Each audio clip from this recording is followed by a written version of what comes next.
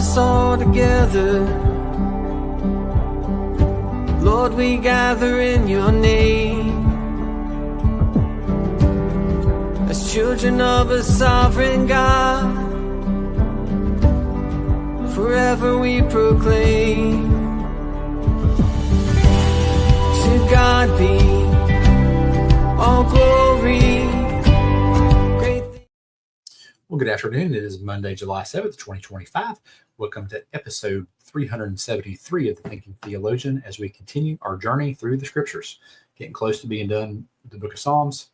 Hope you've been enjoying it. So today's reading is Psalms 120 through 125.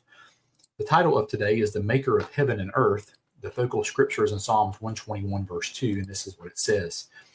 My help comes from the Lord, the maker of heaven and earth. And so when we think about this, the maker of heaven and earth, it really should put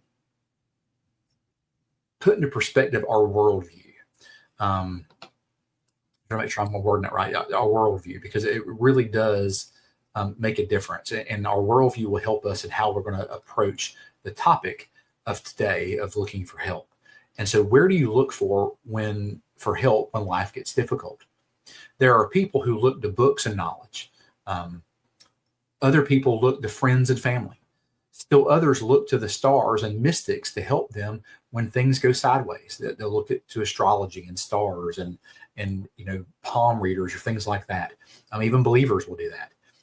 Either professing believers will do that. Then other people look to themselves as the answer to their struggles. They'll say, look, I can handle anything. God's going to work this in me, and this is what's going to happen. So maybe it is not any of these choices, but no matter what, we all look for help when life gets difficult. Maybe it's none of these choices, but no matter what, we all look for help when life gets difficult. And so that's what I want you to see, is that we're always looking,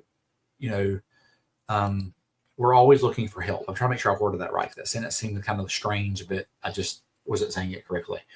But no matter what, we're all looking for help at some point. So in today's verse, we see where the psalmist looked for help when life got difficult. He tells us he looked to the Lord, the maker of heaven and earth. The writer understood that the Lord is not a created being, but the one who creates. This simple understanding sets a tone that changed his thinking. By acknowledging the Lord as the one who creates, it also acknowledges the fact that he is the one who is in charge. A simple declaration leads to a profound truth. So I ask you this question today. Where do you look for help? Where do I look for help? Obviously, you can get help from a variety of places. Sometimes that help will be positive and sometimes it will be negative. However, if we want help that is true and always right, we need to rely on the Lord. And I feel like some of us do not do that. We look to other people and other things for help.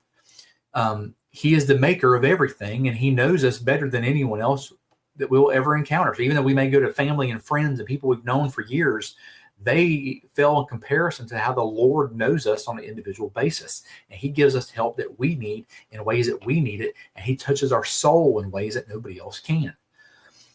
So that is my challenge to you and myself today. When life gets difficult, look to the Lord first. Understand his power and his ability. It doesn't mean we will get everything we want and ask for, but it does mean he will help us in the exact way that we need. And that's what we're looking for after all. We just have to get out of our own way and trust the creator of the universe, the maker of heaven and earth. So who do you trust today? Do you look to the Lord for help, or do you try to find help in other forms like we talked about earlier? If you do struggle trusting the Lord, it's time to get to the reason why and put that away. It is time to grow in your faith and be prepared for God to move in big and mighty ways within our faith journey. And so when we put all these things away, God's going to do a work in us because we are moving and growing in our faith journey and how God is demonstrating himself in our lives. And so because he's the maker of heaven and earth, we need to go to him when we're struggling and we need help in our lives. And so that is your struggle, and that is my struggle. We all struggle with that because if we're honest, again, as I said earlier, we all look to other things and other people for help. And usually the Lord's our last resort when he should be our first, because he knows us better than anybody else. And that's the weird thing with us, is that we always try to